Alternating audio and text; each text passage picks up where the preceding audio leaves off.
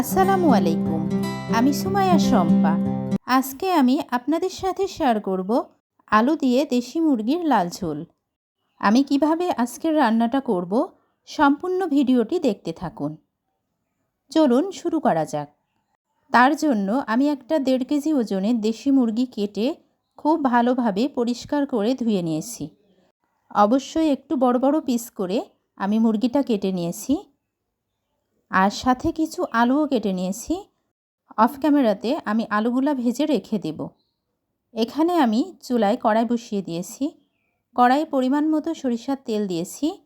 এখন আমি গরম তেলে 4টা পেঁয়াজ কুচি দিয়ে নিলাম। এটাকে 1 মিনিটের মতো আমি ফ্রাই করে নেব। এখন আমি কিছু গোলমরিচ এবং কিছু লবঙ্গ দিয়ে নিলাম। 2টা তেজপাতা আমি অবশ্যই ছিঁড়ে 2টা করে নিয়েছি, সেটাকেও দিয়ে নিলাম। এগুলোকে হালকা একটু আবারও ফ্রাই করব। রসুন, আদা, পেঁয়াজ, জিরা, গরম মশলা আমি পেস্ট করে নিয়েছি 1 কাপ পরিমাণ, সেটা দিয়ে নিলাম। এটাকে আমি হালকা একটু আবারও নাড়া দিয়ে নেব। তারপর আমি কিছু মশলা নিয়েছি, সেই মশলাগুলো এখন অ্যাড করব। এখানে 1 চা চামচ হলুদ গুঁড়া, 1 চা চামচ মরিচের গুঁড়া, 1 চা চামচ ধনিয়া গুঁড়া, স্বাদমতো লবণ, 1 চা চামচ জিরা গুঁড়া, এলাচ, দারুচিনি এবং কিছু গোলমরিচ নিয়েছি। এটাকে আমি দিয়ে নিলাম। সবগুলো উপকরণকে খুব ভালোভাবে কষিয়ে নেব। আপনারা যারা আমার ভিডিওটি দেখতেছেন কিন্তু এখনও লাইক দেন নাই, প্লিজ একটা লাইক দিয়ে দেবেন। যারা আমার ভিডিওটি ফেসবুক থেকে দেখতেছেন প্লিজ আমার ফলো করে দিবেন। আর যারা ইউটিউব থেকে দেখতেছেন প্লিজ আমার চ্যানেলটিকে সাবস্ক্রাইব করে দিবেন। মশলাটা কষানোর জন্য আমি একটু পানি দিয়ে নেব।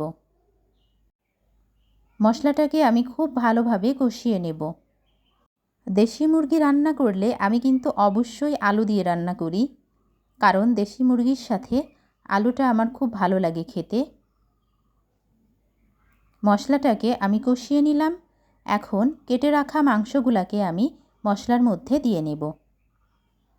তারপর মাংসটাকেও আমি কষিয়ে নেব। অলরেডি আমি আগে থেকেই আলুটা ভেজে রেখেছি। আলুটা আগে থেকে যদি ভেজে রাখা হয় তাহলে কিন্তু মাংসের মধ্যে দিলে খেতে অনেক ভালো লাগে। আমি কিন্তু কেনা মাংসের মশলাটা খুব কম ইউজ করি। আমি সাধারণত ঘরে থাকা মশলা দিয়েই কিন্তু মাংস রান্না করি। এবার আমি এটাকে খুব ভালোভাবে কষিয়ে নেব। আমি কিন্তু যার ভিডিওই দেখি আমি ফুল টাইম ওয়াচ করি। আর আমার ভিডিওতে কিন্তু প্রত্যেক দিন অ্যাভারেজ আসে মাত্র 1 মিনিট সামথিং। কেন এটা হচ্ছে? যারা এরকমটা করেন প্লিজ আপনাদের কাছে অনুরোধ থাকলো আমার ভিডিও ভিউ করার দরকার নেই। যদি আপনাদের ফুল ওয়াচ করার মতো সময় থাকে তাহলে প্লিজ আমার ভিডিওটি দেখবেন, তা না হলে আমার ভিডিওটি আপনাদের দেখার দরকার নেই। এখন আমি ভেজে রাখা আলুগুলা মাংসের মধ্যে দিয়ে নেব। এখন আমি মাংসের সাথে আলুগুলাও খুব ভালোভাবে কষিয়ে নেব।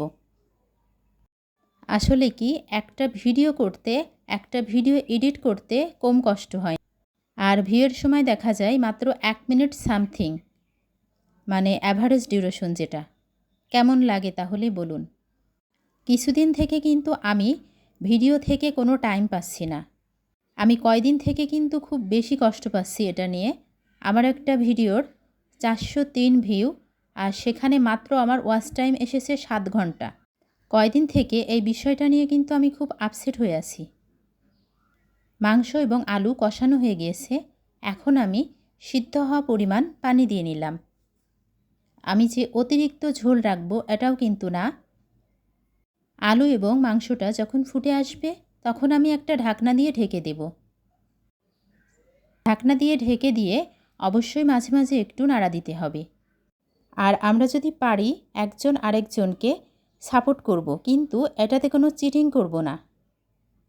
আমি অবশ্যই যাকে টাইম দিই, যার ভিডিও দেখি, আমি পুরোটা দেখি এবং আমি কারোর সাথে চিটিংটা করি না। মাংসটা ফুটে এসেছে। এখন আমি ঢাকনা দিয়ে ঢেকে দেব। ফিরে আসব 20 মিনিট পর। ততক্ষণ সঙ্গে থাকুন। ফিরে আসলে পর আমি আবারও 5 মিনিটের জন্য মাংসটা ঢেকে রাখব। মাংসতে এখনও একটু ঝোল বেশি আছে। মিনিট সঙ্গে থাকুন। ফিরে আসলাম 5 মিনিট পর। এক্কেবারে পারফেক্ট মাংস রান্না হয়ে এসেছে। এখন আমি 1 চা চামচ পরিমাণ চাট মশলা দিয়ে নিচ্ছি। এই চাট মশলার মধ্যে রয়েছে জিরা, ধনিয়া, গোলমরিচ, লবঙ্গ, দারুচিনি, জয়ফল, জয়ত্রী। এই সবগুলো উপকরণ আমি একসাথে শুকনা রোস্ট করে তারপর আমি গুঁড়া করে নিয়েছি, সেটাই কিন্তু দিয়ে নিলাম। এই মশলাটা দিলে মাংস রান্না থেকে খুব দারুণ একটা ফ্লেভার আসে। এখন আমি সার্ভিং ডিশে পরিবেশন করে নিলাম। আমার এই রেসিপিটি আপনাদের কাছে কেমন লেগেছে অবশ্যই আমার কমেন্ট বক্সে জানাবেন। যারা আমার ভিডিওটি ভালো লেগে থাকলে অবশ্যই বেশি বেশি লাইক, কমেন্ট এবং শেয়ার করবেন। আসসালামু আলাইকুম। ভালো থাকবেন সবাই। ফিরে আসবো আবারও নেক্সট ভিডিও নিয়ে। আল্লাহ হাফেজ।